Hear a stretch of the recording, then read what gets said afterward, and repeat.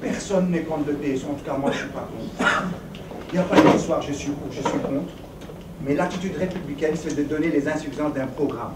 Parce que Macky Sall, qu'il le veuille ou non, il fera un mandat ou 2 mandats et il se tire. Et il va nous laisser avec un plan dans les pattes. Et c'est le plan-là qui va engager nos enfants. Donc je m'en fous de Macky, au sens qu'il soit là ou pas. Ce qui m'intéresse, c'est qu'il a engagé le Sénégal parce qu'il a le droit de le faire. Donc on a le droit, nous, en tant que Sénégalais, de donner notre avis dessus critique. Pas un avis derrière nourrir un dos. Critique. C'est ça qu'il faut retenir. Donc qu'on ne retienne pas dans les interventions des gens, vous n'avez été que critique, donc vous n'êtes pas républicain. Ça c'est faux. Pour faire marcher la République, on retient les trains qui ne sont pas à l'heure. D'accord? Donc, le PSE a le mérite de décrire le Sénégal. Il y a des chiffres qui me posent problème, je n'y reviens pas, je n'ai pas le temps, qui m'ont fait tiquer. Mais bon, comme c'est des analyses et tout, etc., je peux accepter, je passe dessus. Mais je dis, on fait un état des lieux du Sénégal. Et on dit aujourd'hui, voilà le plan qu'il vous faut, vous Sénégalais. On voit très bien, premier point, manque de lisibilité, de visibilité de ce plan vis-à-vis des Sénégalais. C'est pas étonnant. Ce plan a été pondu, on ne sait pas par qui. Il y a quelqu'un qui dit c'est des cabinets internationaux, il y a d'autres qui disent c'est venu de là, etc. Il est sorti de la poche presque 1 an et demi après avoir pris le pouvoir. Or moi, on m'a toujours dit, quand un président vient au pouvoir, au bout de 3 mois, s'il n'applique pas son plan, il ne l'appliquera jamais. Et lui, il l'a sorti 1 an et demi après. Je veux bien. Donc, première chose. Donc, c'est normal qu'il n'y ait pas de lisibilité, c'est justifié. Deuxième chose, on nous dit que ce plan nous engage à hauteur de 10 300 milliards, disons 10 000 milliards, et que ce plan sera financé essentiellement par le partenariat public-privé, ce que vous appelez PPP. Bien, je dis encore gros problème pour moi. Parce que, comment veut-on aujourd'hui sauver un pays comme le Sénégal, alors qu'il est dans une zone de la CEDEAO, avec cette mondialisation, où il y a plus de 300 millions d'habitants dans la zone Founinec, et nous n'en prenons que le Sénégal, et le partenariat public-privé va nous sauver. Mais ce n'est pas un leurre, ça. Comment voulez-vous prendre notre avenir basé que sur un seul plan? C'est ce que je remets en cause. On ne peut pas dire que le Sénégal va vivre au rythme du PSE. C'est pas possible. Qu'on ait ce PSE, c'est bien. Qu'il y ait des aspects positifs ou négatifs, on le verra après, on fera le bilan. C'est bien. Mais on ne peut pas dire, notre vie, on va le mettre derrière le PSE. Vous dites, je sais pas, il faut faire ceci, vous allez envoyer plein de slogans, etc. Moi, je veux dire, le meilleur des slogans, c'est un gouvernement efficace. C'est pas l'impression que j'ai de ce gouvernement. Parce qu'il y a trop d'hommes qui ne servent à rien. Et je peux vous en citer. D'accord? Donc, s'il fallait faire un ménage, c'est là-bas. Auprès des conseillers de Macky, déjà. Okay? Donc, deuxième point. On me dit que c'est un programme de rupture. En quoi il est un programme de rupture? C'est un programme parmi tant d'autres, comme on en a connu sous Wade, comme on en a connu avant Wade, comme on en connaîtra tout le temps. Un plan est un plan, avec des projections, des propositions, des ceci, des cela. Mais à la différence de ce plan, c'est que ce plan, il ne part pas de nous, il n'a pas été discuté. Et c'est ça le déficit que vous avez. Et donc je dis, aujourd'hui, ce plan, il est accrédité par le FMI qui dit que, si je le cite, qui dit que la dernière visite de Lagarde chez nous, elle dit, je ne sais plus quoi là, que c'est un plan qui ne va pas tuer les Sénégalais, qui est machin. À qui se moque-t-on quand on a vu ce qu'on a fait de la Grèce? Qui se moque-t-on? D'accord? Donc le FMI, l'avis du FMI, à la sortie du palais présidentiel, ne m'intéresse pas. Le FMI, je le juge au travers du monde, je ne juge pas au travers du Sénégal. Déjà au travers du Sénégal, j'ai le droit, avec les réajustements politiques qu'on a eu à faire, on a vu ce qu'on a donné. C'est ça qui a tué le gouvernement Diouf d'ailleurs. D'accord? Aujourd'hui, utiliser le FMI comme partenaire ou bien qui soutient, alors là, c'est une mauvaise chose. Hein. Bon, vous mettez j'avance, mais on débattre, hein. Et voilà. Bon, moi je dis, mais oui, on débat.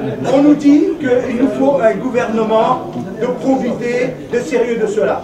Mais quand j'ai lu les analyses politiques qui viennent du Sénégal, la presse, tout me dit, tout se concentre auprès du chef de l'État, de sa famille, de ses copains, de son entourage, des partis politiques, de son Benno Bokk Yakaar, etc. Comment vaut-on dans cet environnement où c'est toujours le renvoi d'ascenseur? Vous me parlez de nouvelle diplomatie, vous avez écrit un très bel article que j'ai lu. Est-ce que vous êtes satisfait des nominations de Macky au niveau de la diplomatie sénégalaise, ne serait-ce qu'en France, pour justifier votre article, monsieur? Vous êtes satisfait? Est-ce que ça répond à votre vision? Alors, arrêtez de nous vendre du leurre. Donc, la question, moi, troisième point, on ne peut pas. Quatrième point. Le quatrième point, il faut croire en la capacité des Sénégalais. C'est-à-dire que projet PODEF, c'est les entreprises qui vont embaucher. On nous dit que le plan sénégalais émergent va nous permettre d'avoir un taux de 7% de croissance. Mais croissance pour nous le chômage. Est-ce qu'on sort le narco? Croissance pour nous ramener le chômage depuis tôt. De croissance, c'est du leurre. Une véritable croissance te permet à partir de 1,5% d'enrayer le chômage une bonne part. Or, on nous parle de croissance des pays africains à plus de 10%, à 2 chiffres, qui ne règlent rien. C'est du leurre. Arrêtez de bouffer du leurre, les gars. On veut du sérieux. Donc, le développement du Sénégal se fera par les entreprises sénégalaises. Et les entreprises sénégalaises ont un déficit. C'est quoi? L'éducation. Notre peuple n'est pas éduqué, ne correspond pas aux besoins du travail. Et aujourd'hui, quand les gens viennent avec leur PPE, quel est le premier problème qu'ils soulignent? Et c'est Macky qui l'a souligné au mois d'avril, quand il a premier fait le bilan en 2015. Il dit que les plans ne sont pas respectés, les choses ne sont pas respectées. Mais Sénégal, bon, ça entre le matin, tu dis à une personne, tu fais ça, le lendemain, le gars, t'es m'inquiété. Mais comment veux-tu développer? Et puis, vous croyez qu'en abandonnant le PPP, on va se développer?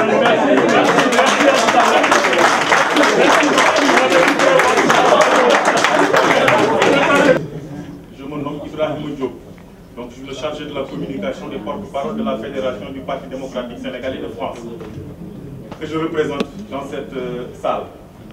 D'abord, je tiens à remercier les initiateurs de ce débat.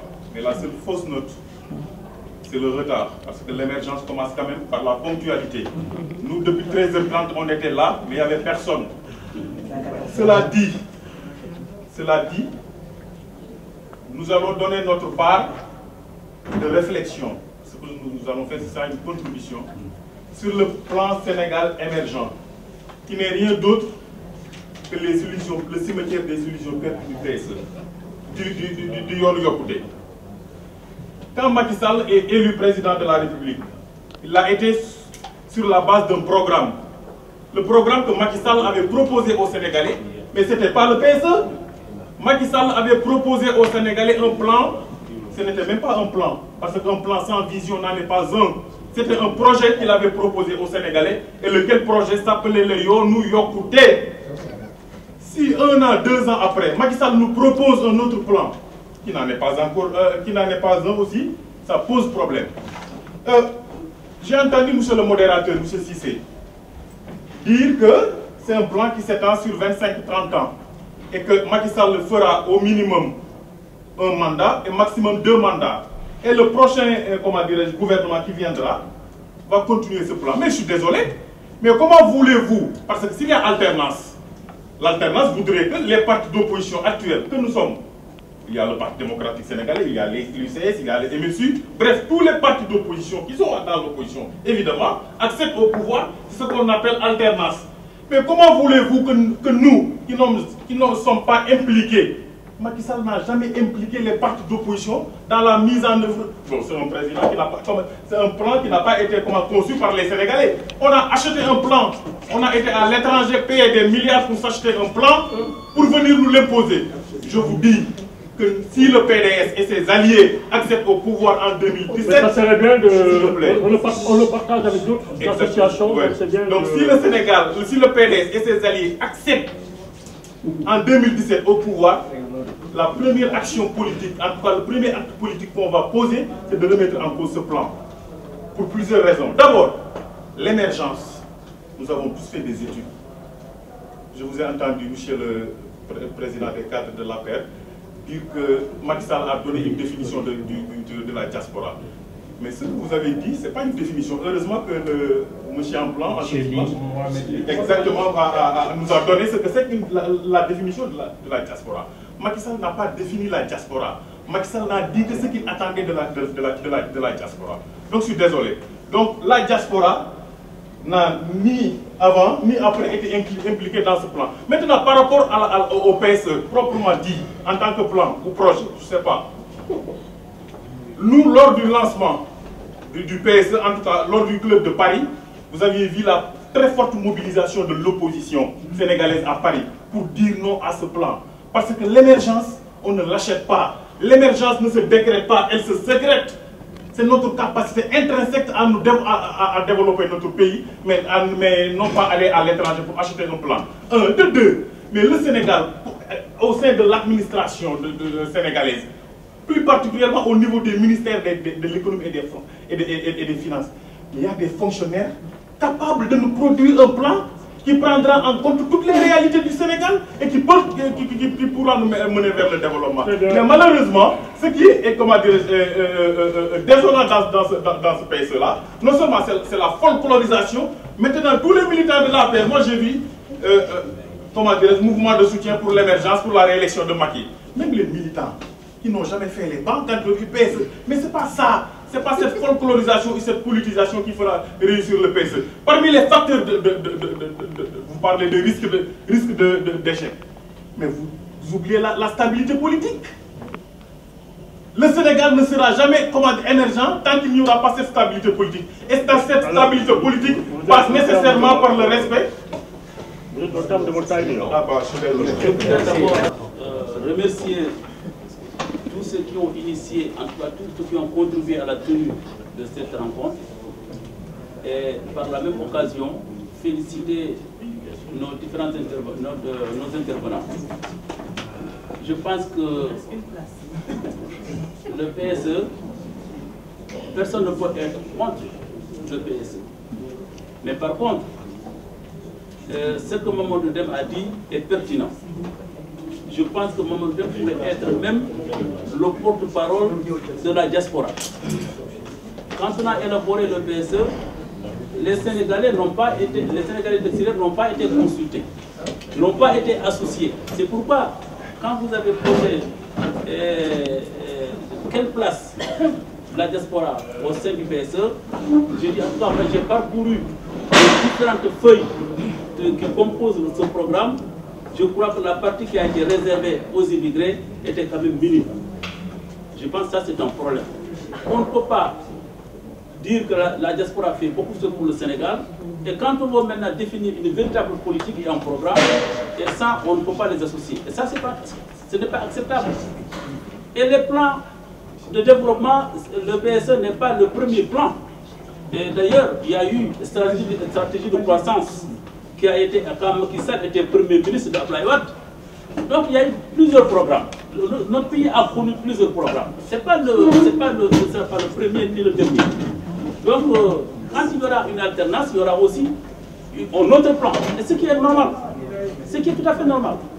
Par contre, là où je ne suis pas d'accord encore avec le PSE, c'est le fait de dire qu'aujourd'hui, nous allons en tout cas impliquer les Sénégalais de l'extérieur dans le domaine de l'agriculture, dans des activités que vous avez données.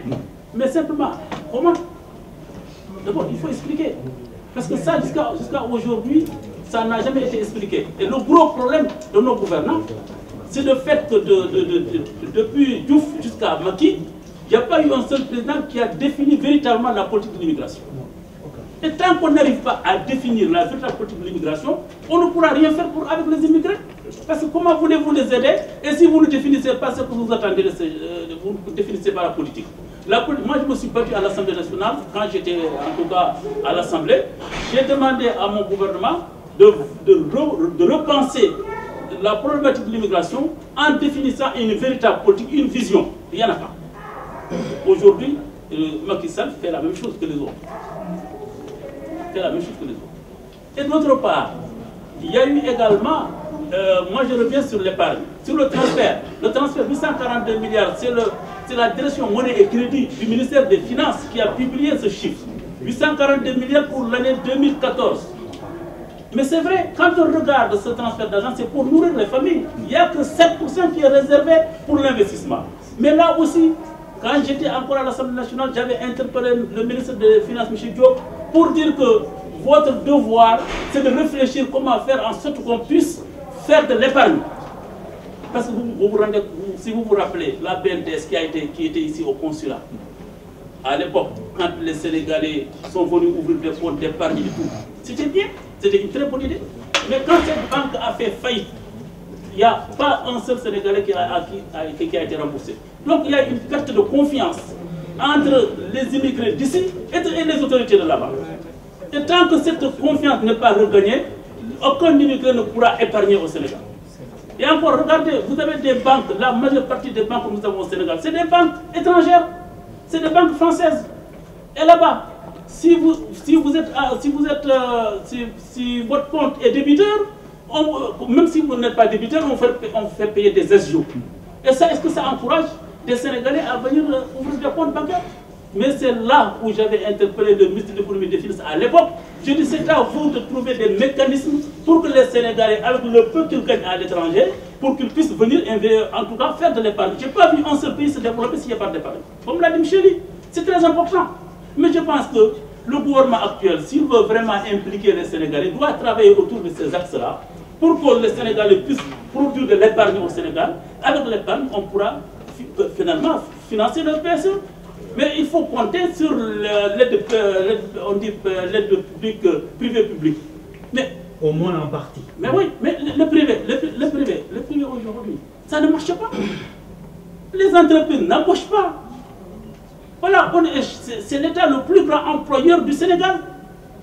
Parce que quand on dit que les jeunes, on va leur trouver du travail, on leur trouve du travail où? Pas dans le privé.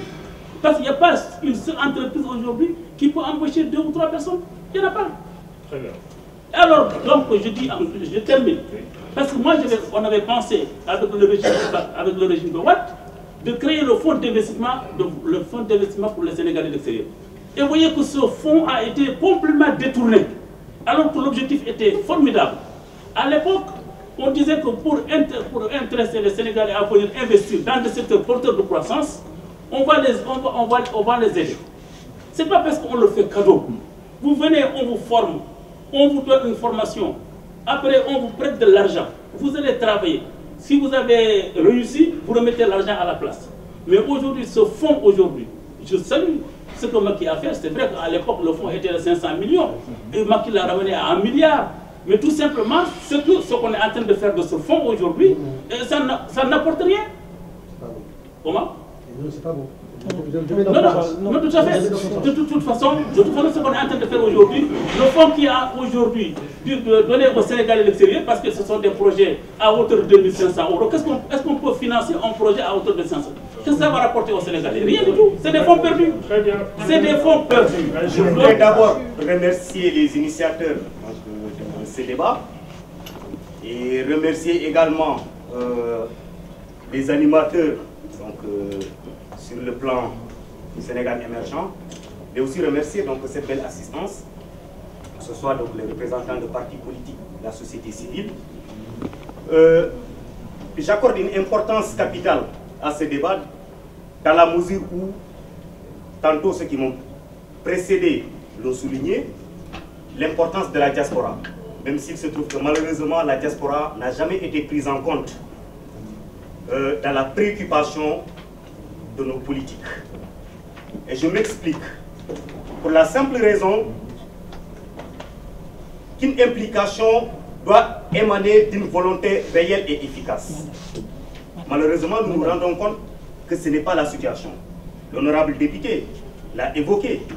Le premier combat qu'il faudrait d'abord mener vis-à-vis de la diaspora, c'est d'abord définir une politique d'immigration réelle et efficace. C'est d'abord la seule condition sine qua non qui pourra mettre à l'abri, qui pourra mettre en sécurité les Sénégalais de l'extérieur. Ces temps-ci, tous ces événements qui se passent, ce sont des événements déplorables. Et on ne peut pas parler de développement sans sécurité. Je crois que la sécurité doit être la première condition sine qua non pour tout développement. Un pays qui aspire à un développement doit pouvoir assurer la sécurité de ses citoyens. Que ce soit au niveau national, sur le plan international, les Sénégalais aujourd'hui sont en insécurité totale. Ça, il faut le savoir. Et ce fait doit interpeller la conscience de nos autorités. Pour revenir sur le plan, le PSE en tant que tel, mais c'est une très belle formulation. C'est une très belle formulation. Mais sauf qu'aujourd'hui, ce qu'il faut comprendre, c'est qu'il n'y a que la forme qui est là, mais le fond n'est que du vide. C'est un vide total. Et pourquoi? Je n'insulte pas la conscience de l'intelligence sénégalaise. Parce que nous avons des hommes capables de réfléchir. Nous avons des hommes capables aujourd'hui de faire émerger le Sénégal. Mais faudrait-il que les leviers soient mis à la disposition de ces Sénégalais? Faudrait-il que nos gouvernements prennent conscience désormais qu'on puisse faire confiance aux Sénégalais? Nous avons des intellectuels, nous avons des hommes réfléchis, des hommes capables aujourd'hui de produire des plans, des projets pour le développement du Sénégal. La diaspora, on ne peut pas tenir compte de la diaspora dans la mesure où même au niveau local, je crois que la démarche du PSE n'est pas une démarche inclusive. D'abord au niveau national, c'est là-bas d'abord qu'il faut mener le combat. Pour aller au-delà du Sénégal, il faut d'abord mener ce combat au niveau national. Malheureusement, ce n'est pas le cas, alors que ça aurait été vraiment une très bonne vision, quelque chose qui peut être donc au service du Sénégal. Malheureusement, mais je remercie. Permettez-moi d'abord de poser ma première question avant même de donner mon point de vue sur le plan sans engagement, que vous appelez PSE. Quel est le pays au monde qui s'est développé sur la base de la mendicité ou de l'aide internationale? J'aimerais bien que vous puissiez me dire ce pays. Et je voudrais vous interpeller, mes chers amis, comment un gouvernement censé développer un plan sans engagement, que je qualifie, et puisse ne pas réparer le tuyau de Keur Momar pendant 45 jours. Les Sénégalais sont restés pendant 45 jours sans eau. Et vous venez nous parler de plan sans engagement. Mes chers amis, soyons sérieux. Soyons sérieux. Le Sénégal n'est pas à vendre. Le Sénégal est un et indivisible. Le Sénégal a besoin de ses fils dignes, patriotes, démocrates pour relever le défi. Et on ne peut pas parler de croissance sans parler d'électricité, sans parler d'entreprises. Les entreprises ne peuvent pas exister sans électricité. Un pays où il n'y a pas d'électricité, il n'y a pas d'eau, on ne peut pas parler de croissance avant même de nous donner des chiffres. Donc les chiffres, on ne les mange pas. Les gens ont faim. C'est le ministère de l'Intérieur, en l'occurrence Cheikh Souare, secrétaire général du ministère de l'Intérieur, qui a annoncé récemment que si Macky Sall ne résout pas le problème dans le monde rural, il y aura plus de 200 000 familles qui vont mourir. Ce n'est pas les propos de Sidifa. J'ai pris connaissance ce matin avec la direction des préventions des études économiques du ministère de l'économie et des finances qui nous informe effectivement que la situation est désastreuse et catastrophique. Tout simplement parce qu'il y a un groupe d'associations nommé DISO, constitué d'escrocs sénégalais, excusez-moi du terme, dont nous reconnaissons l'ancien ministre de l'économie et des finances qui est membre de cette association, y compris Falcane, conseiller technique au ministère de l'économie et des finances, à la présidence de la République, qui est membre de cette association, et il y a ce qu'on appelle en termes juridiques conflit d'intérêts. Et que les messieurs se réservent de porter plainte contre ces escrocs qui sont en parfaite collaboration aujourd'hui avec le cabinet McKinsey pour nous dérouler ce programme sans engagement. Mes chers amis, soyons sérieux. Le Sénégal veut compter sur ses propres fils patriotes et démocrates, je veux dire des intellectuels historiques et non pas des intellectuels alimentaires. Parce que ceux qui ont pillé ces pays, nous les connaissons. Ils sont là et ils continuent à piller ces pays, nous ne l'accepterons pas. Raison pour laquelle aujourd'hui l'opposition s'est constituée dans le cadre du Front patriotique pour la défense de la République, qui concerne chaque Sénégalais pour défendre les Sénégalais dans leur ensemble.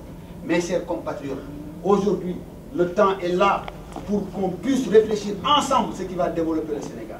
Ce qui va développer le Sénégal, ce n'est pas en comptant aujourd'hui sur la Banque mondiale ou sur le FMI. Voilà ce que je voulais vous dire aujourd'hui en ma qualité de coordinateur général du MSU France, parti politique fondé par le président Mamoudou Dia, qui est resté aux oubliettes, et vous venez nous parler aujourd'hui de plan sans engagement. Merci Stéphane. Merci. Mariama Diallo, je fais partie de la convergence des cadres républicains de l'APR. Je représente le secrétariat à la diaspora. Donc c'est vrai que quand je me suis déplacée aujourd'hui, je ne me suis pas déplacée avec une étiquette politique. Je me suis déplacée en tant que Sénégalaise. Donc je suis assez déçue quand même d'attendre ces interventions assez agressives et politiques pour moi qui ne sont pas du tout le lieu ni la place de ce débat aujourd'hui, parce que je me suis déplacée pour savoir quelle était la place justement de la diaspora au sein du PSE. Donc je remercie M. Mamadou Dème et M. Ly avec qui moi j'adhère dans leur discours.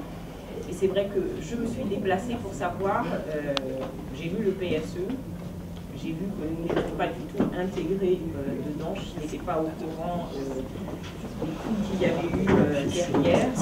Et moi, ma question, c'était de savoir, en tant que Sénégalaise ici présente et issue de la diaspora, comment je pouvais m'intégrer dans des projets, vers qui je pouvais me rapprocher, parce qu'on sait qu'on a moult associations ici, moult fondations entre parenthèses, mais malheureusement, personne ne travaille ensemble.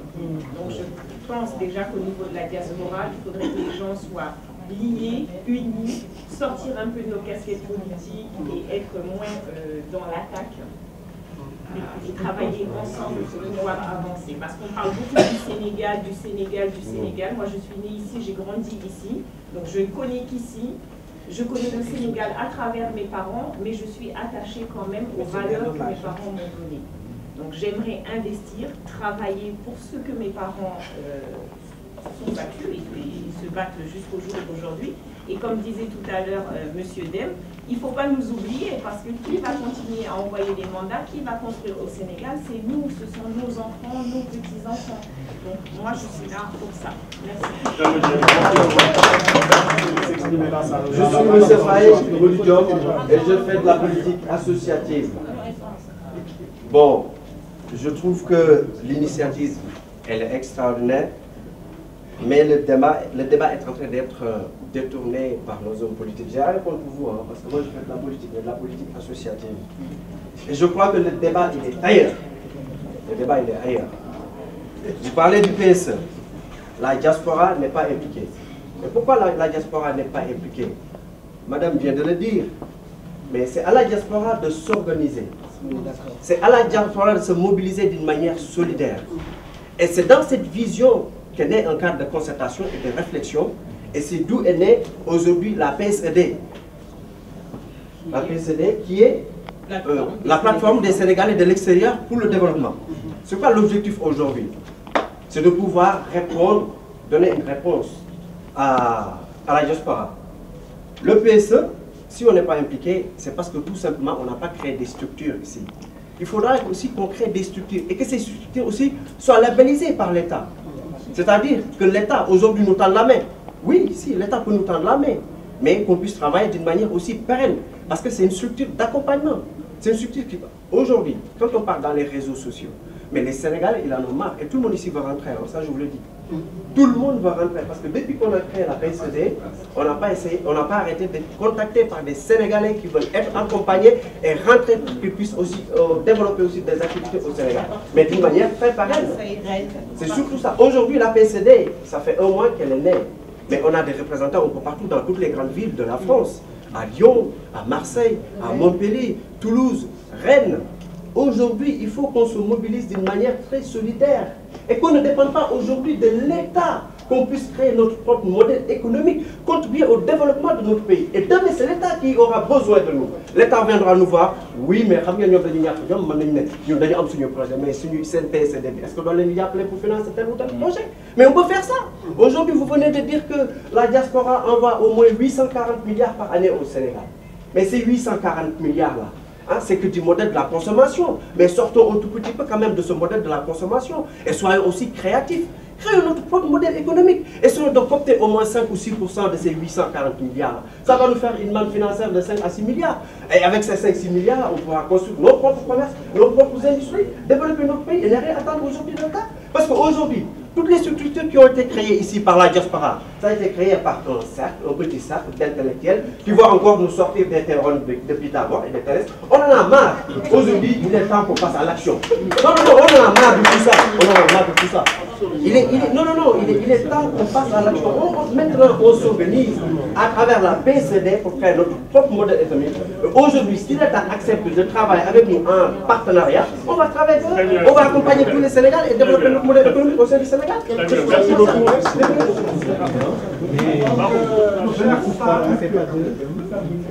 Oui, alors on va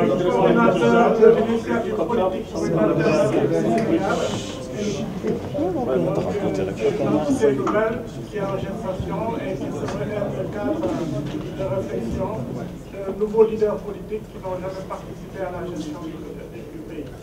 Donc bon, il y en a beaucoup qui me regardent, certainement qui me reconnaissent en ma qualité d'ancien militant de la PR, donc depuis militant de la première heure, si je peux m'exprimer ainsi.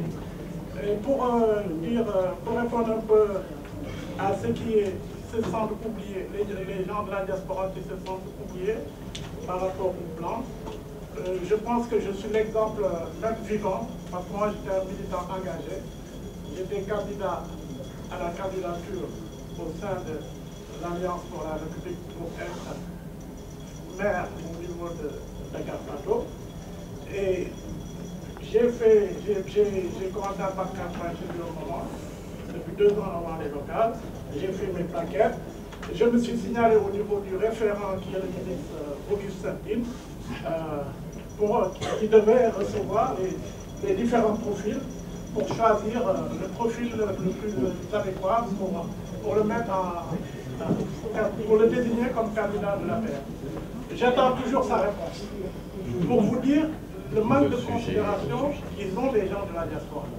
Donc il ne faut pas rêver. Si un militant de la première heure de l'APR, qui a battu de campagne pendant 3 mois dans son fief au Sénégal avec ses propres moyens pour implanter le parti, se fait oublier de cette manière, ils ne viendront pas pour nous insérer dans un plan pour essayer de développer notre pays.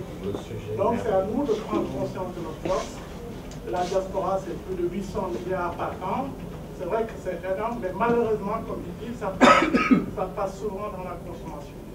Aujourd'hui, moi, j'ai toujours ça me fait toujours mal au cœur quand je dois faire un transfert d'argent, que c'est Money Express, c'est Western Union, ainsi de suite.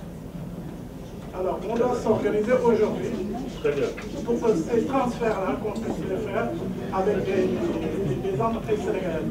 L'autre chose, c'est que moi, le plan, je fais partie des sceptiques par rapport au plan, parce que je ne pense pas qu'on peut faire un plan avec la monnaie de notre pays. Le franc CFA, il faut qu'on pose ce problème-là aussi par rapport au plan sénégalais. La monnaie est un instrument de souveraineté politique, économique. Et la monnaie, aujourd'hui, le franc CFA ne nous appartient pas. D'ailleurs, c'est la continuité. C'est pour ça qu'aujourd'hui, le plan CFA, le plan Sénégal émergent, pardon, du lapsus, c'est un plan qui est fait pour les étrangers, qui travaille pour les Sénégalais. Et on n'a jamais vu un pays, comme il le disait aussi notre ami Sidi, qui s'est développé en regardant les autres travailler à leur place. C'est impossible. Il n'y a pas, sur le plan, on ne voit pas la jointure, il y a une absence de jointure. Il faut imposer à ces entreprises-là, quand elles viennent au Sénégal, que ce soit du 50-50 ou du 60-40 au profit des nationaux. Ça, c'est très important. L'autre chose aussi, c'est l'endettement. Quand on parle de plan, c'est l'endettement. Il faudrait que le plan au Sénégal, il faudrait que nos dirigeants aient plus de considération pour nous. Quand ils font des choses qui communiquent, qui nous disent combien ça coûte, combien de temps on va payer. Oui, mais très bien, très intéressant, merci beaucoup. Mais tout à l'heure, là, je voulais revenir sur ce qu'a dit Ben concernant les années 90 avec la Banque mondiale. Il y avait un gouvernement au Sénégal qu'on appelait le gouvernement du Parti socialiste qui avait reçu de la Banque mondiale une certaine somme et les conditions étaient qu'on diminue les fonctionnaires. L'enseignement a été vidé, la santé a été vidée, il s'en est suivi qu'il y avait plus de fonctions publiques. Quand ils sont venus les autres, les PDF, Les dirigeants du PDS, qu'est-ce qu'ils ont fait? Ils ont créé des agences à la place, en remplaçant les ministères, parce que les ministères, il n'y avait plus de fonctionnaires. On a vu ce qui en est suivi. Mais moi, je reviens maintenant sur le PSE. J'ai eu la chance d'assister à une des réunions des cadres de l'APR à Levallois, en présence du ministre du Budget sénégalais. Et j'avais entendu, peut-être que je n'avais pas trop bien compris, qu'il y avait 3 grandes institutions qui ont participé le plus au financement. La Banque mondiale, l'Union européenne et la Banque islamique, à hauteur de 500 milliards par institution. Ayant eu à l'époque ce qui s'est passé au Sénégal, les conditions sur lesquelles on nous avait mis, je me suis posé la question, quelles sont les conditions de la Banque islamique, à commencer par la Banque islamique, pour donner ces conditions, pour donner cet argent? Est-ce que c'est la construction de mosquées? Est-ce que c'est l'apport de la religion musulmane au pays? Deuxièmement, concernant l'Union européenne, c'est quoi aussi les conditions? Et troisièmement aussi, pour la Banque mondiale, c'était quoi ces conditions? Voilà. Merci beaucoup. Même si ce n'est pas des questions, la situation de la capacité financière de la diaspora a été posée, notamment à travers ces mandats, les flux financiers de transfert. Et le regret que ces flux financiers de transfert ne financent pas l'épargne, mais financent beaucoup plus la consommation domestique, mais il y a aussi le rôle de ce transfert d'argent dans la construction de la bulle immobilière au niveau du Sénégal. Donc la bulle immobilière, le financement de la bulle immobilière sénégalaise, et la diaspora elle est en partie responsable. Donc ça c'est le premier élément, donc c'est-à-dire que l'argent envoyé, il y a un équilibre entre 64% et 36%, 64% allant dans le sens de la consommation domestique et 36% allant dans l'investissement de l'immobilier. Parce que tous les migrants, quels qu'ils sont, donc, souhaitent acheter des maisons à Dakar ou aujourd'hui construire, soit dans la perspective d'y habiter ou dans la perspective de louer. Il y a ce premier aspect. Mais l'apport financier de la diaspora ne se limite pas à ça. Ça, c'est la partie du connu, de ce qui est connu. Et dans ce qui est connu, il y a une part d'inconnu. Parce que les agences de transfert de l'argent ne déclarent pas tout. Parce que les taxes qu'elles payent sur les transferts financiers sont au prorata des déclarations qu'elles font. Si donc elles déclarent des sommes astronomiques, donc les taxes qu'elles payent seront de plus en plus importantes. Souvent, elles ont tendance à minorer donc les transferts qu'elles font pour échapper à un certain nombre de taxes. Ça, c'est le premier élément. Le deuxième élément, c'est ce qu'on appelle les flux financiers informels, qui ne passent pas par les mécanismes connus. Et dans ces flux financiers informels, il y a 4 types de circuits.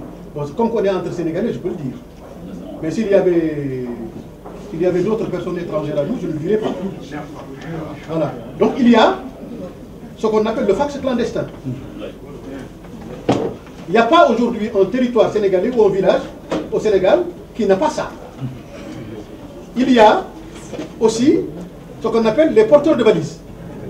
Il y a des associations de villages qui sont en France, qui n'envoient pas par mandat, qui n'envoient pas par transfert financier, mais ils transmettent par fax.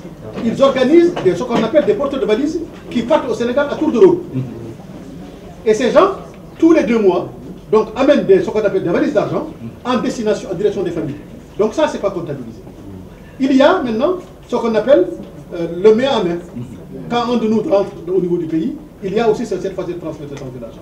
Il y a ensuite, il y a une société, il y a une étude qui a été faite, à laquelle d'ailleurs j'ai participé, d'une structure qui s'appelle le réseau financier du co-développement, qui avait été sollicité par l'AFD pour demander effectivement, de voir si on peut effectivement mesurer l'argent informel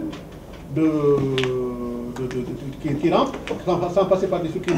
Parce que l'obsession des autorités françaises et européennes, c'est comment contrôler ces flux financiers de la diaspora, pour en faire une force de frappe économique et financière à l'égard de nos pays.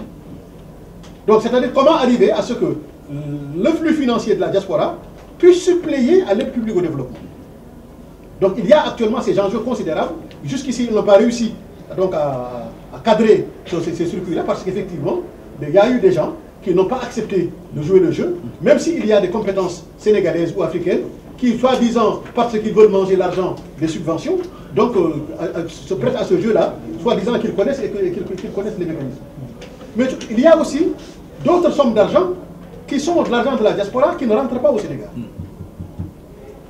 Toutes les caisses villageoises, les associations villageoises, qu'elles sont soit d'origine Peul, Mandeng, Sosé, Diola, Diahanké, Soninké, il y a que nos parents Wolof qui n'ont pas ça ici. Ils ont des daïras. Ils ont des daïras qui sont aussi des forces de frappe financière importantes, mais avec cette contingence au marabout, qui n'a rien à voir avec la problématique de l'initiative de charge de développement. Il y a une étude qui a été faite sur les avoirs bancaires, tout à l'heure Mohamed Li en parlait, les avoirs bancaires des associations villageoises originaires du Sénégal et du Mali dans les banques françaises et qui n'est pas rentré. Cet argent qui est réservé à financer la protection sociale en France, c'est-à-dire toute la part que la sécurité sociale française ne prend pas, comment donc cet argent-là, qui est donc des cotisations villageoises, se mettre en place pour réserver les problèmes de nos ressortissants, et surtout le financement du décès et de la maladie. Donc ces sommes d'argent sont cotisées par des caisses villageoises, et il n'y a aucune agence bancaire sénégalaise qui soit en capacité de capter cet argent-là, mais ce sont les banques françaises, la Caisse d'épargne curée, la Poste, la Société Générale, qui aujourd'hui est la BNP Paribas, qui captent cet argent-là. Donc les banques ont donné, voilà, les banques ont donné donc des volumes financiers aujourd'hui de l'avoir financier en milliards d'euros, des banques, des associations villageoises maliennes et sénégalaises, il y a dans les banques françaises 7 milliards 800 millions d'euros, donc dans les comptes qui appartiennent aux associations villageoises et qui est de l'argent qui nous appartient. Là aussi, c'est un patrimoine financier donc des Sénégalais pour lequel les autorités sénégalaises ne font aucun effort de constitution. Il y a je termine. Il y a un troisième élément qui est important. Il y a ce qu'on appelle en France les droits non reversés au Sénégal. C'est-à-dire le différentiel qu'il y a entre les allocations familiales versées ici aux familles qui sont en France et celles qui sont restées au pays. Le différentiel de cet argent-là, quand on a fait des études exponentielles pour voir un peu combien ça peut représenter, le 45% de cette somme d'argent équivaut à 53 milliards de francs CFA. Et il y a aussi les droits non reversés liés aux retraites, de droits de reversion des retraites compte tenu que nos gens ont eu à décider que les droits de reversion ont été suspendus. Il y a aussi ce qu'on appelle les petits employeurs, là, les petits patrons, les autopatrons là, qui sont dans les auto-entrepreneurs qui sont là dans le Barbès. Donc ils cotisent aux cotisations sociales, mais comme que eux ils sont des patrons, leurs cotisations sociales ne permettent pas à leur famille de bénéficier d'un certain nombre de financements liés aux allocations familiales. Donc il y a tout un potentiel financier généré par la diaspora que nos autorités d'État ignorent et qui effectivement ne permet pas donc de participer. Oui, je voudrais juste de façon très ramassée répondre à certaines interpellations et apporter un certain nombre de clarifications. Partons du postulat à travers 3 questions. Nous pouvons nous interroger sur ce que serait devenu notre pays si l'investissement productif arrivait à être récupéré, ne serait-ce qu'un quart de la manne financière annuelle des investissements de la diaspora. Première question. Deuxième question. Quelles sont les raisons qui font qu'aujourd'hui les migrants ne jouent pas pleinement leur rôle comme acteurs de développement? Troisième question. Au-delà des contingences économiques, la capacité d'exécution du PSE ne semble-t-elle pas être compromise par une révolution des mentalités? Nous sommes interpellés en tant que diaspora. C'est vrai que le candidat Macky Sall a bâti campagne autour du Yoonu Yokkute. Et ce Yoonu Yokkute, c'était pour assurer un premier mandat et éventuellement un deuxième mandat. Quand on est dans l'opposition, il y a un certain nombre de réalités qu'on ignore. Et nous, arrivés au pouvoir, on s'est rendu compte qu'il y avait une certaine réalité.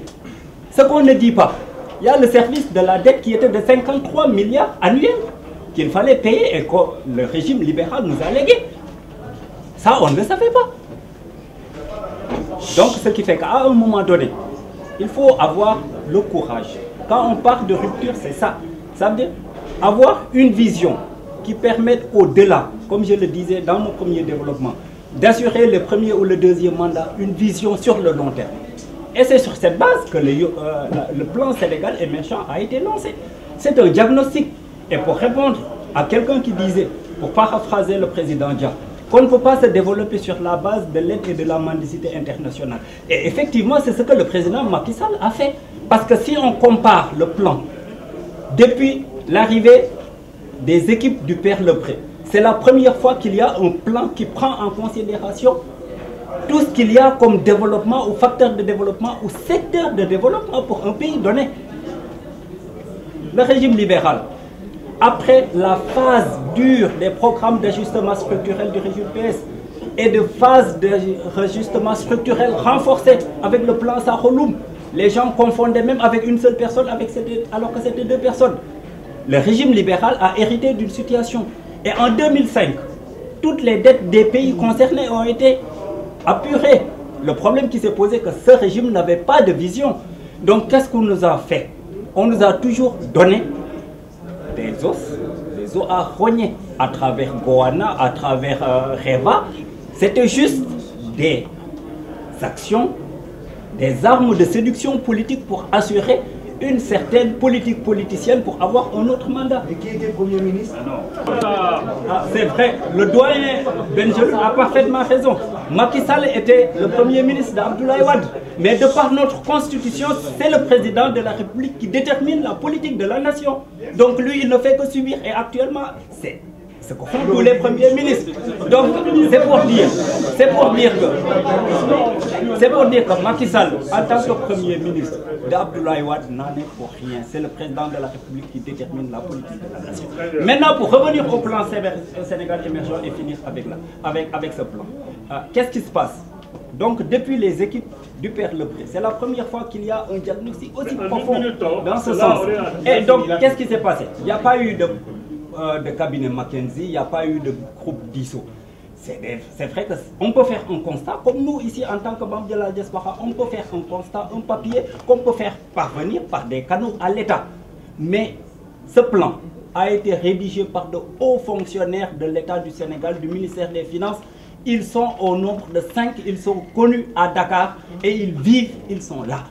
Nous, au niveau de la CCR, après la conférence que M. Diagne a soulevée, qu'on a eue avec le ministre du budget de l'époque, Makhtar Cissé, il était question qu'on fasse venir ces 5 hauts fonctionnaires pour qu'ils discutent avec nous sur les modalités pratiques du plan Sénégal émergent. Le plan Sénégal émergent n'est pas quelque chose qui a été acheté, c'est un plan conçu par des Sénégalais, pour l'horizon 2035. Merci beaucoup. Je pense qu'il y a des polémiques qui nous font perdre du temps et qui aujourd'hui sont dépassées. Il est très pertinent au moment où on doit aller au groupe de Paris qu'on puisse parler de comment un plan a été fait. Ce débat a été fait.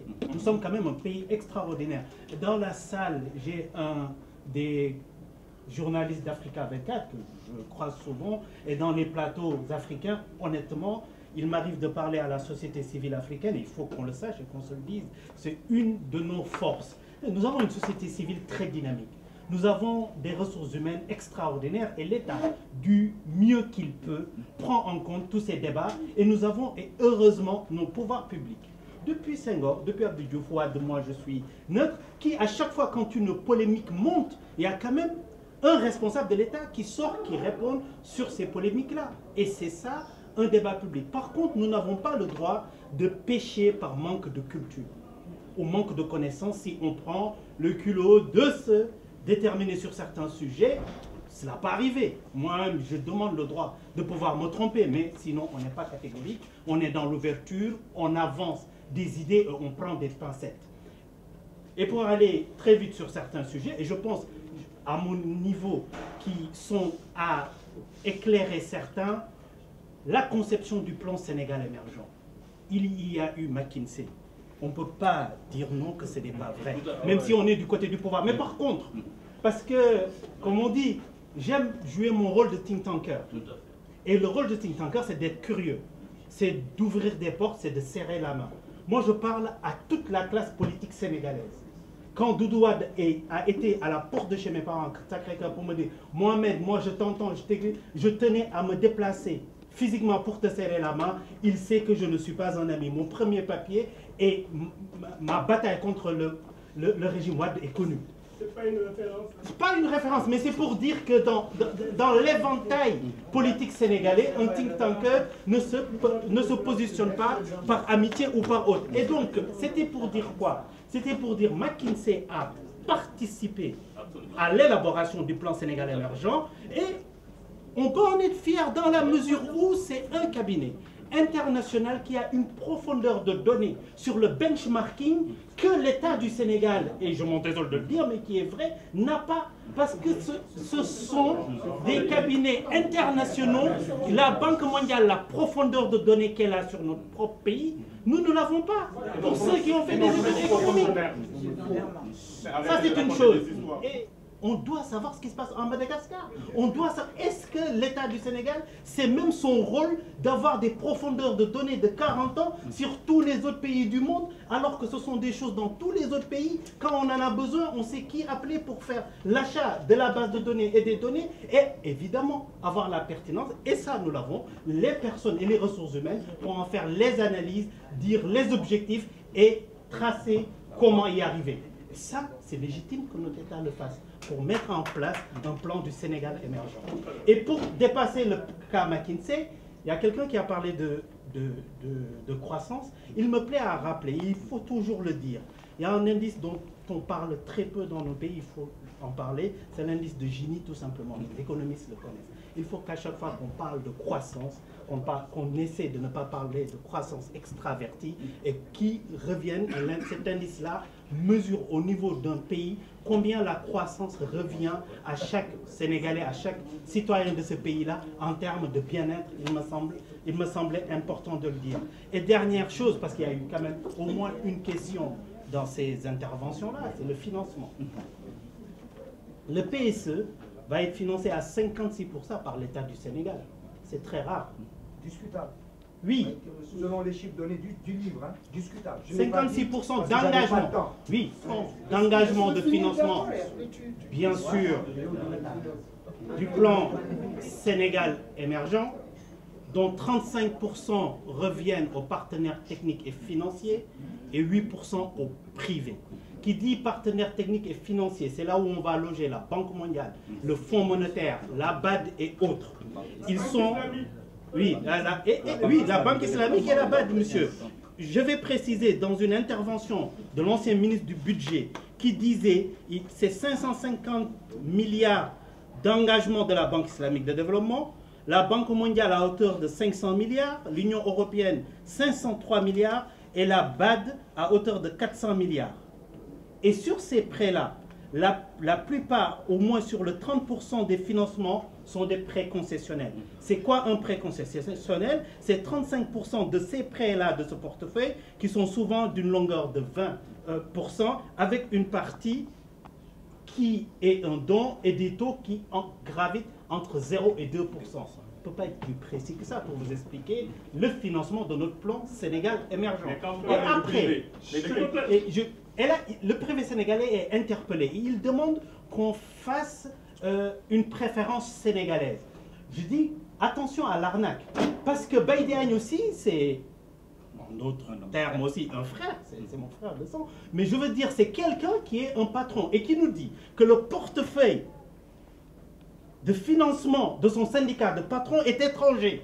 Est-ce que quand tu donnes à Baïdéagne, est-ce que tu donnes à Baïdéagne de l'investissement, cette croissance-là, est-ce qu'elle est une croissance endogène? La croissance qu'ils génèrent et l'argent et le bénéfice qu'ils font sont extravertis, donc c'est de la croissance zéro pour nous. C'est ce que je voulais dire. Dans mon intervention, je pense que dans mon intervention, ce chapitre a été bien développé. Tous les acteurs privés nationaux et toutes les organisations professionnelles, hein, que ce soit la CNP, que ce soit la CNRS, toutes ces organisations professionnelles sont impliquées dans la mise en œuvre du PSE. Et c'est pourquoi il y a eu une révision du code des marchés publics. Maintenant, on donne aux entreprises professionnelles, pas à des personnes intu personae. Merci. Je voudrais axer mon intervention sur un élément qui me semble important, qui est l'aspect sociologique et anthropologique du type sénégalais. Le Sénégalais. J'interpelle M. Dem directement en tant que sociologue. Oudala. Ben oui, parce qu'effectivement, le microcosme de la salle aujourd'hui, depuis le début du débat, montre qu'effectivement nous voulons émerger, mais nous n'avons pas des éléments de convergence pour émerger. Rien que nous qui sommes dans la salle aujourd'hui, nous n'arrivons pas à nous accorder sur un certain nombre de sujets. Le cadre du plan Sénégal émergent est un bon cadre, la réflexion est pertinente. Mais ce sont des hommes qui vont construire le contenu de ce programme. Et moi, mon inquiétude est au niveau aujourd'hui de la ressource humaine sénégalaise. Nous avons tendance tout le temps à dire que oui, nous sommes pertinents, nous avons des cas, nous avons ceci, nous avons cela. Vous avez tout à l'heure rappelé qu'effectivement, on ne peut pas construire un programme aussi ambitieux que celui du PSE sans pour autant faire des benchmarks. Nous ne sommes pas fermés dans le monde. Il faut aller voir ce qui marche ailleurs pour essayer de l'adapter chez nous. Donc dire que oui, nous avons une fierté introvertie en nous, Sénégalaises, qui nous perdent. Il faut qu'on... Chauvinisme. Voilà, il faut qu'on réfléchisse, et notamment vous, M. Dem, moi je vous interpelle personnellement, que vous ouvriez aujourd'hui des débats, des réflexions sur aujourd'hui, c'est quoi être Sénégalais?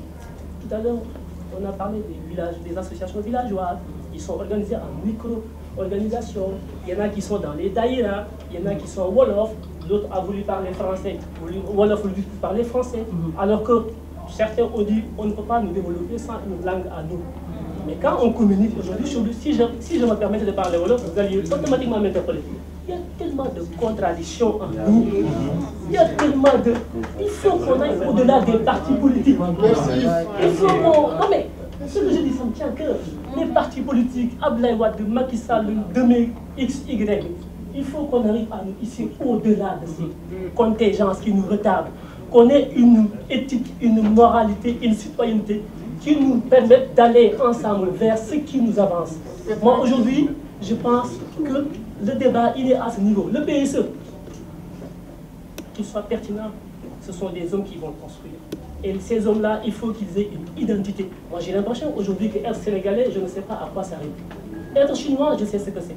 Être indien, je sais ce que c'est. Être juif, israélien, je sais ce que c'est. Si ça réussit chez eux, c'est parce qu'ils ont réussi à construire un socle d'identité communautaire à travers lequel ils s'identifient et cela les mobilise. C'est un facteur de mobilisation. Mais qu'est-ce qui mobilise les Sénégalais? Moi, c'est mon daïra qui me mobilise. L'autre, c'est son village associatif qui le mobilise. L'autre, c'est sa communauté alpulaar ou diola qui le mobilise. Mais il n'y a pas de nation sénégalaise. Il faut construire une nation. Et tant qu'on ne construit pas une nation, que ce soit Macky Sall, Abdoulaye Wade, n'importe qui, on n'ira nulle part.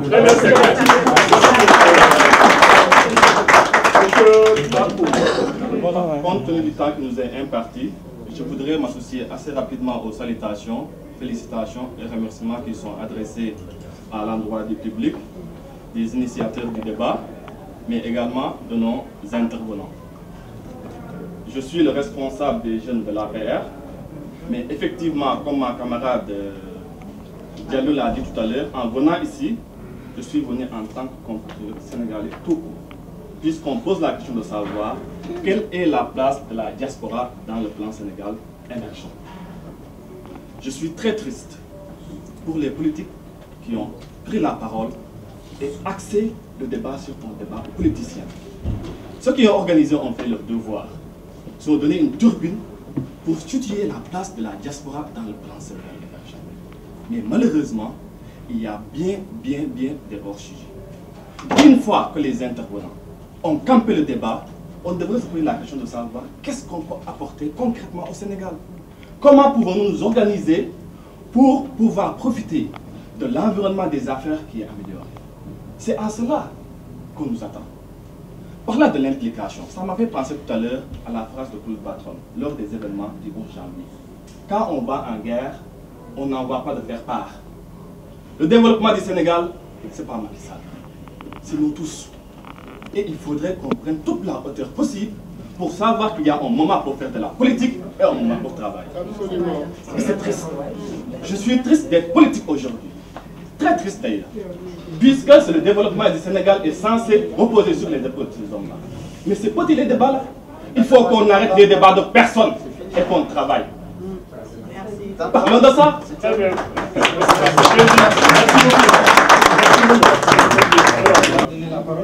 Moi, je vais rebondir sur les je vais passer sur les pas de M. Cissé. En fait, tout à l'heure, il y a quelqu'un qui a évoqué au sujet. Moi, je pense qu'on ne fait pas du hors-sujet. On nous a invités ici en tant que membres de la diaspora pour donner notre vision sur un plan qui a été élaboré, je ne sais pas par qui, le PSE. Mais si on n'est pas d'accord avec ce plan-là, est-ce qu'on est obligé d'y adhérer? Moi, je ne suis pas d'accord avec ce plan-là. Je vous dis tout de suite, je fais partie d'aucune obédience politique. Moi, j'ai une vision qui est même en déphasage avec la vision des politiciens. Moi, j'ai une vision panafricaine. Et je pense que monsieur l'a souligné tout à l'heure, monsieur Ben, et moi, j'ai accordé du crédit à cela. Nous, on vit dans une entité. Peut-être ça peut être une entité sous-régionale. L'UEMOA, ça peut être aussi, on parle de la CEDEAO ou bien de l'Afrique tout court.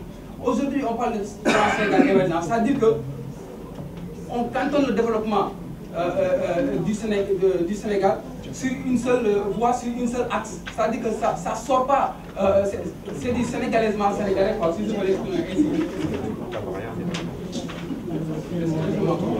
ainsi. Vas-y, allez-y, allez-y. Si vous vous rendez compte, aujourd'hui, ce n'est pas qu'au Sénégal qu'on parle d'émergence. On parle d'émergence au Togo, on parle d'émergence au Gabon. Est-ce que ça ne vous fait pas réfléchir? Quand, à un moment donné, on parlait de rupture au Sénégal, ce n'est pas pour qu'au Sénégal seulement on parle de rupture. On parle de rupture aussi partout en Afrique. C'est-à-dire que ce sont des plans qu'on établit en dehors de nos territoires et qu'on vient nous les imposer. C'est-à-dire que moi, je ne parle pas pour parler. J'ai le programme sur ma tablette que j'ai dit de fond en comble. Mais franchement, moi je pense que c'est un programme qui ne va pas marcher. Pourquoi cela ne va pas marcher? 55 ans après les indépendances, il va falloir qu'on fasse un bilan. Il faut qu'on fasse un bilan pour voir pourquoi 55 ans après l'indépendance, on a toujours les mêmes problèmes. C'est parce qu'on est dans un système, monsieur l'a souligné tout à l'heure, lorsque vous avez parlé des paradigmes de développement tournés vers la métropole, la France, on est dans un système qui nous a été imposé pendant la colonisation. Et ce système favorisait le développement de la métropole, mais pas notre développement. Et ce système n'a pas été changé du tout. Merci. Donc, merci beaucoup. Merci beaucoup. Je suis politique, mais je m'exprime en tant que Sénégalais, donc permettez-moi de ne pas du tout parler de mon parti aujourd'hui. Et je vais dire une chose. Ce débat-là, je pense qu'on aurait pu le faire avec M. Ly x3. Pas mettre des politiques et les politiques, pas leur donner la parole. Parce que quand on nous parle de la place de la diaspora dans le développement du Sénégal, et encore une fois, qu'on en fasse un débat politique, c'est dommage. Et je rajouterai, il n'y aura pas de développement sans discipline. Et la salle, elle est à l'image du Sénégal. Je suis désolé. On ne se respecte pas, on coupe la parole des gens. C'est pas normal. Commençons d'abord par nous développer notre esprit nous-mêmes, si on veut se développer. Et après ça, je vais poser une question aux intervenants. Vous n'avez pas parlé du FOGARIS. Je ne sais pas si vous savez ce que c'est, le fonds de garantie pour l'investissement des Sénégalais de l'extérieur, parce qu'on parlait d'épargne tout à l'heure. Et il paraît que ça appartient au fonds GIP, et normalement c'est fait pour un système d'épargne. Est-ce que vous pourrez nous en parler après? Merci beaucoup. Avant tout, moi, depuis le début, j'ai assisté aux analyses des uns et des autres, mais ce qui m'a beaucoup plus marqué, c'est l'analyse qu'a faite M. Ly et l'autre Yaya. M. Ly ne sait pas qu'il y a des gens qui connaissent un peu l'économie. Il nous parle de la croissance économique, qui nous parle de l'émergence du Sénégal, et il ne définit pas le terme la croissance. La croissance, c'est l'augmentation des biens et services publics durant une période. Et le monsieur, moi je ne sais pas dans quelle école il a été formé,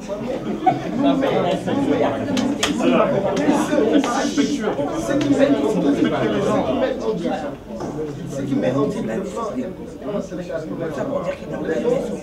Parce que le monsieur nous parle de benchmarking. Moi, le benchmarking, je le connais au niveau managérial, entreprise, pas au niveau étatique. Le management public. Attendez, non, le benchmarking. Je parle benchmarking. Je dis bien,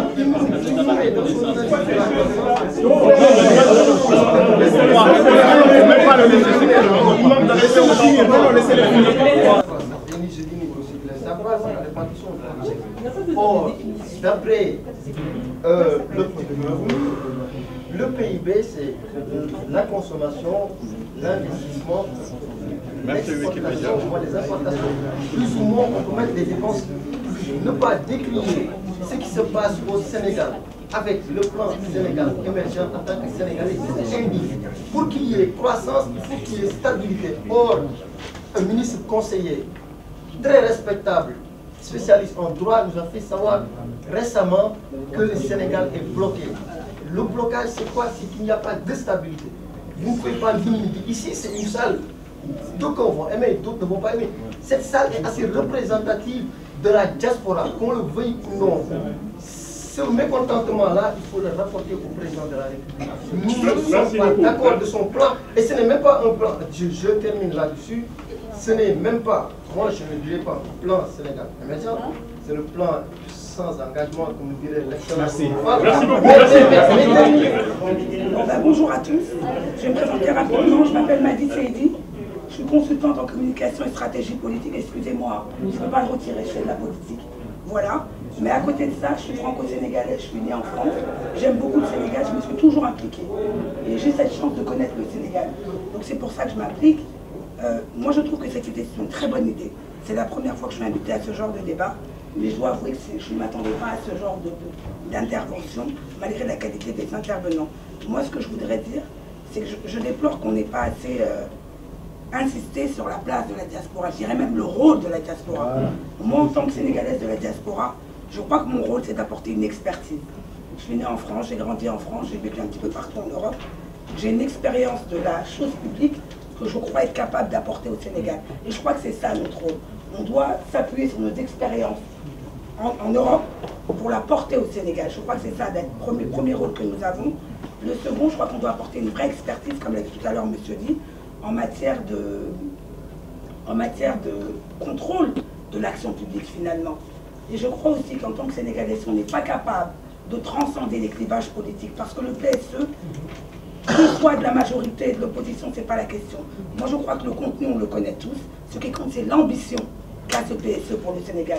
Qu'on soit pour ou non ou contre, ce n'est pas la question. La question, c'est qu'est-ce qu'on veut faire demain pour le Sénégal? Qu'est-ce que nous, en tant que citoyens sénégalais, qu'est-ce qu'on apporte pour le Sénégal? Et moi, ma contribution, c'était ça, c'était de vous dire que moi, j'ai une expertise en matière associative, en matière de politique publique. Je suis juriste de formation. Et moi, mon expertise pour le Sénégal, c'est d'apporter ce que je suis capable, finalement, d'apporter pour que le Sénégal fonctionne. C'est un problème de communication. C'est un problème de communication. Des centaines de milliers d'immigrants sénégalais ne connaissent pas ce fonds et les conditions d'accessibilité à ce fonds. Ça, c'est un. Il est politisé en plus. L'autre danger de ce fonds, c'est que l'accessibilité à ce fonds est politisée. Et c'est dommage. Ça, c'est le premier élément. L'autre fonds, des dispositifs qu'on a mis en place, et malheureusement qui aussi a été politisé, et je le regrette sincèrement, c'est le FES. C'est le FES. Donc, le fonds du FES, effectivement, qui n'est pas à l'origine un fonds stricto-sénégalais, parce que le FES, c'était un fonds alimenté par les pays européens, notamment l'Italie, l'Espagne et la France, qui effectivement, dans le cadre de la gestion de leur politique publique d'immigration, en matière de gestion des flux migratoires, donc ont alloué des sommes importantes au gouvernement sénégal, en contrepartie de mettre en place des mécanismes qui permettraient aux Sénégalais de la diaspora de pouvoir bénéficier de cet argent pour pouvoir rentrer à terme, notamment ceux qui sont issus, les sans-papiers, qui n'ont pas de papier. Comment donc arriver à ramener chez eux donc les déboutés du droit d'asile ou bien les gens qui ne bénéficient pas de régularisation administrative et que ces fonds ont été faits dans ce sens. Mais malheureusement, ces fonds ont été politisés. La politisation de ces fonds a fait qu'il n'y a pas eu de communication susceptible d'aider à la compréhension de ces fonds, et ce qui fait que malheureusement, leur accessibilité a été retrouvée. C'est dommage. C'est vraiment dommage. En République, à un moment, tout un pays se prononce sur quelle équipe dirige ce pays et l'État a la prérogative de mettre en place les politiques publiques. Ce qui a été la prérogative du président Macky Sall, sur qui 65% des Sénégalais se sont retrouvés. Il a fait son plan. On peut amener des critiques ou ne pas être d'accord de comment cela a été fait, mais il est dans son rôle constitutionnel. Et aujourd'hui, comme on l'a dit sur le PSE, je pense que l'essentiel c'est d'y coller et de relever l'ambition qu'il représente pour nous. Il y a de ces choses, deux choses qui sont extrêmement importantes. L'une qui a été dite par son honorable, c'est renouer la confiance entre la diaspora et l'État. Et ça, c'est extrêmement important. Et j'ai le plaisir de vous dire, parce que avant de venir ici, j'ai reçu aussi le coup de fil d'un député actuel, je ne trahis pas de confidence, Cheikh Oumar Sy, aujourd'hui, qui travaille. Et pourquoi je dis ça? Parce que c'est extrêmement important. Ce débat, il intéresse au plus haut niveau aujourd'hui dans notre pays. Des autorités voudraient avoir des fils d'information pour l'écouter. Parce que quand Paris s'exprime, quand on leur dit, moyennant ma petite personne, ces personnes sont autour d'une table, cela les intéresse ce qui se dit. Et cette personne-là, et au niveau de l'Assemblée nationale, apprendre qu'il y a un député, parce qu'il a fait un papier là-dessus, sur Marcy, qui m'a contacté, qui m'a dit, ben, écoute, monsieur Lee, est-ce que vous pouvez parler de la... Et cette confiance-là, comment elle revient? Ce n'est pas des vœux pieux.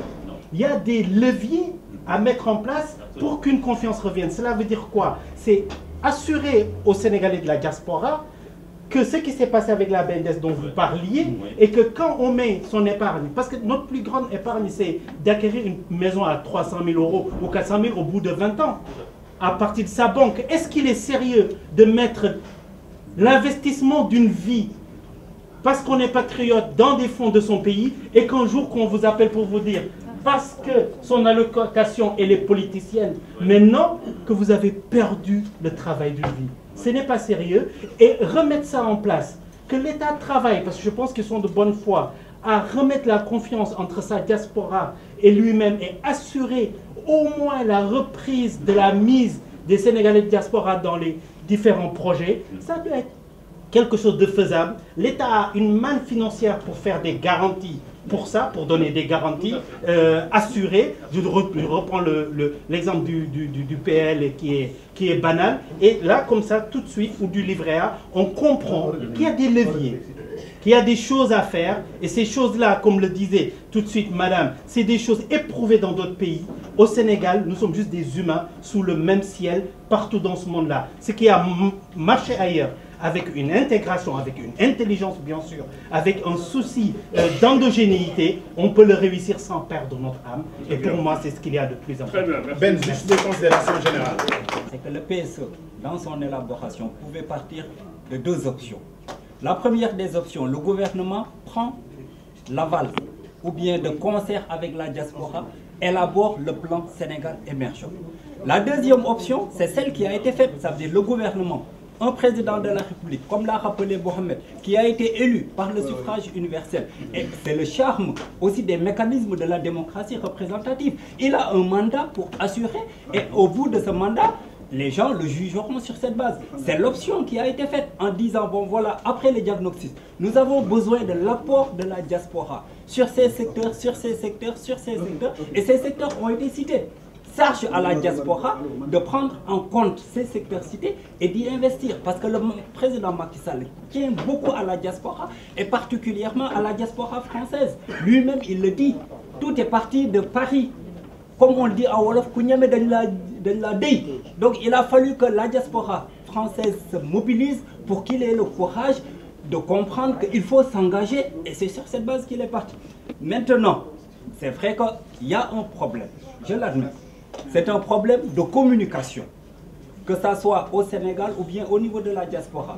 Et je pense que les équipes sont en train de travailler là-dessus. Parce que déjà au niveau du Sénégal, il y a des délégations qui vont dans les différentes régions pour se concerter avec les élus locaux, pour se concerter avec les populations. Ces mêmes délégations doivent être maintenant envoyées auprès de la diaspora, que ce soit au niveau de la diaspora européenne, que ce soit au niveau de la diaspora américaine, que ce soit au niveau de la diaspora africaine.